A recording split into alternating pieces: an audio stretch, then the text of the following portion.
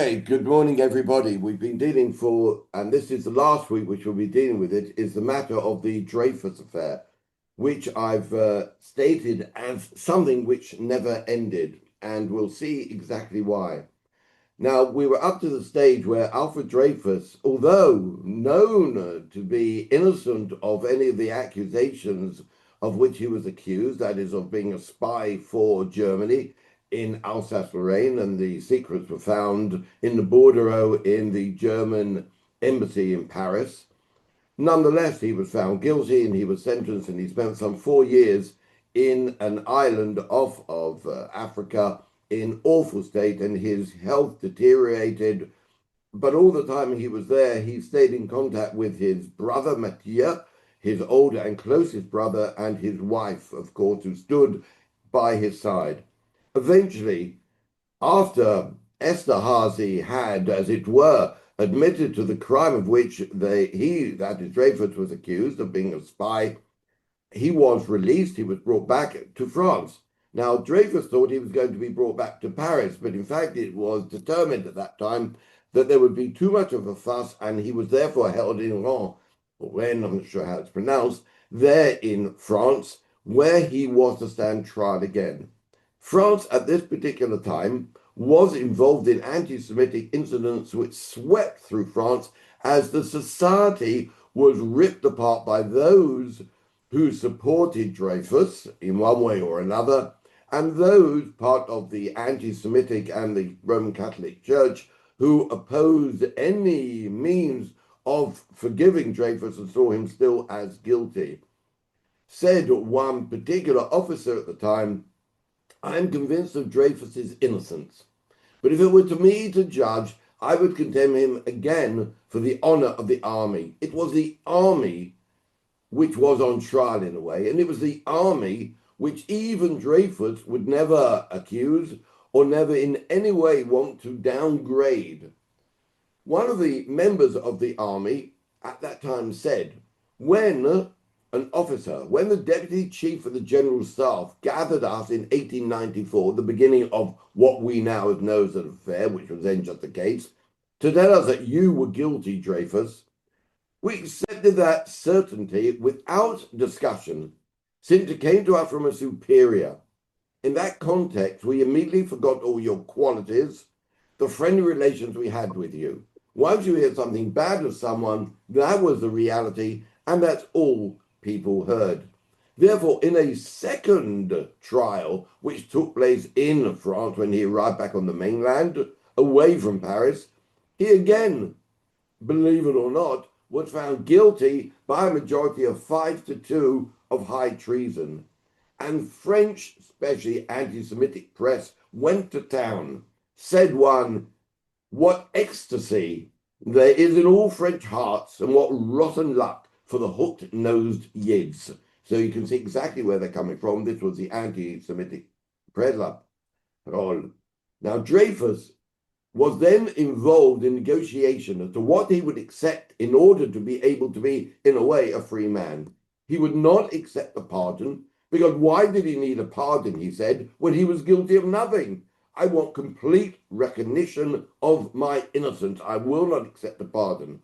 However, after negotiations by Mathieu, who saw that the likelihood of his brother surviving with this over his head, after they got together for a first meeting in 5 years, they said eventually that the President of the Republic would sign the pardon and annulled Alfred's 10-year sentence and cancelled his second military degradation. Yet, with all that, and with the President of the Republic coming forward and saying that Dreyfus was now considered not only pardoned but innocent, the fight would go on in order to bring his name to where it should be. Alfred returned to Cobentras as a place which was then seething with anti-Semitic sentiments. He met with Lucy, his wife, for the third time. She took off the black clothes which she wore consistently. She only ever wore her black clothes the whole time that Alfred was under the cloud of this accusation. And she brought the children forward to meet him, And there was the Forzinetti, who was the governor of the prison where he was originally held in Paris, who always believed that Dreyfus was innocent. At that moment, articles, letters, documents came flying in. Queen Victoria supported Dreyfus. The British Lord Chief Justice supported Dreyfus. The British ambassador supported Dreyfus. And finally, on July the 11th, 1906, the verdict of the High Court was announced that the judges of the High Court of Appeal had voted by 31 to 18. There were still 18 who thought he was guilty. 31 to 18 to annul the verdict of the court-martial and to rehabilitate Alfred Dreyfus. Said Dreyfus, "It was the end of my torment that had lasted for 12 years, the end of my anguish for the future of my children." Dreyfus was promoted to a major. Now, based on the amount of time he'd spent in Devil's Island, he should have become a brigadier general. But the army would not agree to that. They said that Dreyfus had caused a lot of problems for the army. Therefore, they would not elevate him to the position that he was in. He was named as well as in the Legion of Honor, which would be on his tombstone. In 1906, he was appointed head of an artillery division, and he was given a pension. Dreyfus, who was by very nature a quiet, inhibited, slightly strange individual, isolated himself in his retirement. He didn't want to be a hero. He didn't want to be a symbol of the cause, and he certainly didn't want to be a martyr. For him, the affair was over. For others, it continued, and French society was in many ways transformed. Now, interestingly enough, what about Dreyfus's Jewishness? What was his Jewishness as an aspect of the whole of the trial and the whole of the affair? Now, although he exclaimed, and we know that famously, that when he was being degraded in Paris, he screamed that had it not been for the fact that he was a Jew, this whole case would never, he would never been found guilty. He does not involve himself in aspects of anti-Semitism the whole time he is in Devil's Island. He never mentions his Jewishness or that it was an aspect of what the army was doing. The army could not be seen as guilty. The army was France. Now, he doesn't at the same time denounce his Jewish heritage. Even though he was completely assimilated, he felt no solidarity with the Jews of France. He felt no solidarity with the Jews of the world. But he did, as his brother did not. He married a Jewish woman in a religious ceremony carried out by the chief rabbi, who was Rabbi Zadok, who was actually a friend of his. When he wanted reassurance, Dreyfus didn't call upon anybody, but he contacted Rabbi Zadok. He said, "I would be very happy if you would be good enough to come and see me and comfort me with your warm and eloquent words." How did the Jewish community deal with the events of the affair, which is, in the main, seemed to be saying, this is something that Jews should not get involved in? We know that at the end of the 19th century, where Jews were fighting to be accepted, fighting to be the same as everybody else, fighting to be equal, the one thing they didn't want was anything which would cause them to raise their heads above the parapet. And this, unfortunately, has been part and parcel of the modern definition of what it is to be a Jew, who always struggles, even though they are a tiny minority. Said some Jews who did not want to fuel the passion of the anti-Semites by defending a Jew. We're not going to defend him. This will only increase matters. And interestingly, it was the very people, the very type of Jews that Dreyfus was, which was a bourgeois, middle, upper class, they were the ones who actually shunned him at that particular time. Slowly, but surely, all the people involved in the affair began to fade away and die.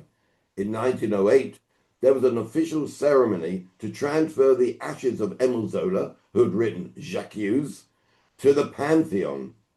There was debate as to whether Dreyfus should attend that particular ceremony. Most advised him against it. He did attend, and there was an assassination attempt on him. where a journalist fired bullets which only fortunately grazed his arm. Said Gregory, who was the assassin, it was a protest against Dreyfusism and a gesture against the government that would, quote, bestow military honors on Dreyfus's treason and Zola's anti-militarism. Gregory, for having fired his bullets at Dreyfus in an attempt to murder him, was acquitted. A periodical summarized the significant legacy that the triumph of justice had left for France, said there, the affair, said one Jewish article said, how they always moved with optimism. The affair had particularly fortunate results for our co-religionists, for the fellow Jews of France, for in giving birth to the Dreyfus affair, anti-Semitism has died. There would be no more anti-Semitism. We know where that goes. Where all observers do agree is that the whole affair was driven by the media, by the press of the time. The Dreyfus affair, said one, is first of all an affair of public opinion. It took the place of official justice. It engaged in every form of blackmail, lashed out at every reputation. It was the press which made the Dreyfus case, the Dreyfus affair, and then the Dreyfus myth.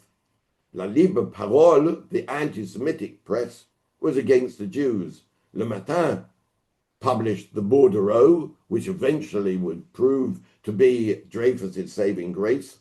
Le Figaro, with a letter of Mathieu denouncing Esterhazy as being the guilty spy. L'Aurore published accused by Zola. It was the press, day by day, week by week, month by month, that kept the affair going and spiked all those on whichever position they were taking up. It was the press with its limitations, said one, in its entirety, whether the left or the right, which was the great victor of the affair. World War I came, and Alfred Dreyfus mobilized Germany against Germany. He said that Germany is the basis of nations and deserves a vigorous dust-up. August the 3rd, 1914, Germany declared war on France, and again Alsace-Lorraine was to be involved, that Germany would attempt to take Alsace-Lorraine, seeing it as part of what was, they saw as German territory, with all its valuable assets and mines, etc. And the others of the Dreyfus family, including Alfred Dreyfus, joined up. This was the moment that Alfred Dreyfus would be accepted as being one back in the army. And the Dreyfus family therefore fought in order to retain Alsace within French territory. Mathieu, his brother that had always stood with Alfred in whatever the situation was, in order that he should be seen as innocent, flew, as it were, with his family into fighting from France. His son, Emile, was killed in 1915. His son-in-law was killed in 1917. His grandson, who fought for the Free French forces in the Second World War, would be killed in 1942. In 1930, Mathieu died, and Alfred whispered on his deathbed, "I owe you everything." And indeed, Alfred did owe Mathieu everything, because Mathieu, when those were around who didn't want to fight for Alfred, he fought non-stop, all the time, contacting whoever they could. General Picard, who was a minister of war and supporter of Dreyfus, had a horse riding accident, and he died in 1914. So all the main players in the Dreyfus side, as it were beginning to die out, so that Alfred would be the last remaining member of the Dreyfus affair from that perspective. Georges Clemenceau, twice Prime Minister of France and a supporter of justice and a supporter of Dreyfus, said he always was defending an innocent man. He called on the nation to exalt the army and the nation should all come together. And he said, no more pacifist campaigns, no more German plots. He died in 1929, and he hadn't seen Dreyfus since the affair really started, so he hadn't seen him for a decade or more.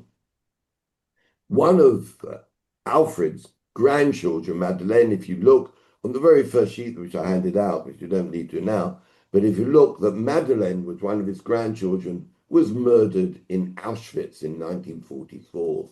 So his family truly suffered from all the way through the respects of European history and Jewish reality. In July 1935, as we come to the end really a bit earlier today, July 1935, Alfred died. He was the last survivor of the principal actors in the affair.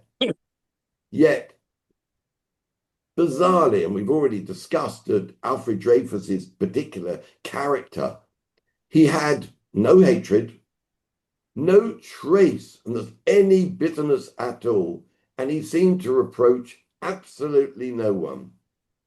So you would have thought, would you not, that with that and the death of Alfred Dreyfus 100 years ago, more or less, that the affair, that all that it had become, that which had ripped through French society and brought those as supported and those who were against him, somehow the affair would have died and disappeared. But it didn't, and it hasn't. In June 2023, there is a whole aspect of it came up for auction, and it increased awareness of the Dreyfus affair, where in London something was published called the Dreyfus of 1899, and it was said and was sold at auction as Dreyfus the Martyr, the martyrdom of Alfred Dreyfus, a historical summary of the whole case, recorded by pen and pencil with over 100 illustrations. I was a bit slow to get hold of it. I would have been interested actually buying it. But anyway, it went for auction and it sold very well. This is 100 years after the affair. In June 2025, following on to a movement which had started in the year 2006, there was a move to remove Alfred Dreyfus's remains to the Pantheon. Exactly had been done for Emile Zola. That did not take place. In November 2025, just a few months ago, President Emmanuel Macron promoted posthumously Dreyfus to Brigadier General. At last, he was recognized and put in the position in the army which he deserved, and he should have been. But let us end. I know it's slightly early, but nonetheless, in August 1923, the Daily Express announced that on May the 21st, Count Jean de Vollemont had died in Harpenden, Hertford County. He was, according to the Harpenden News, a local paper, he was a traveling salesman who had grown rich. Today, you can go, we can all go there together, and we can go to St. Nicholas Churchyard. And the headstone, which is badly weathered, above his grave has an odd birth date and the name of Jean de Vollemont. Interestingly enough, Esterhazy fled France after the affair and his guilt was really discovered. And in 1898, Esterhazy, the man guilty of selling out France to the Germans, moved to London. He lived on exactly the address. He lived at 21 Milton Road, Harpenden, and he continued writing anti-Semitic articles for La Libre Parole, the anti-Semitic newspaper. He died a complete unknown in 1923. In 1962, it was written that Esterhazy was incapable. There's an interesting twist. But when you look at the tombstone of Jean de Vollemont, That is the tombstone of Esterhazy, who changed his name here and therefore is buried under a false name. An interesting twist. In 1962, affairs don't just die down. We then begin to get those who say, well, actually, Esterhazy wasn't guilty. Dreyfus wasn't quite innocent. And there was written that Esterhazy, as an individual, was a complete inadequate. He was a cross-dressing sexual deviant, a dishonest man dealing with money in every way. He was completely incapable, they said, of having ever dealt with an intelligence issue and spying. And they began to name others. But that is another story. So we leave it there in Harpenden at 21 Milton Road as the place where Esterhazy lived. And for us, the Dreyfus affair does indeed come to an end. And next week, we will look at different aspects after my trip to Romania. I will look at different aspects to do with the settlement and the move of millions of Jews from Eastern Europe, mainly to America. So I wish you all a very good day. And I hope that we live in a more peaceful, for those of us living in London, Birmingham, and other such places, that we should know what it is to live in peace. Well, you say forever, but that's unrealistic. Amen. Okay, so I wish you all well and have a very good day.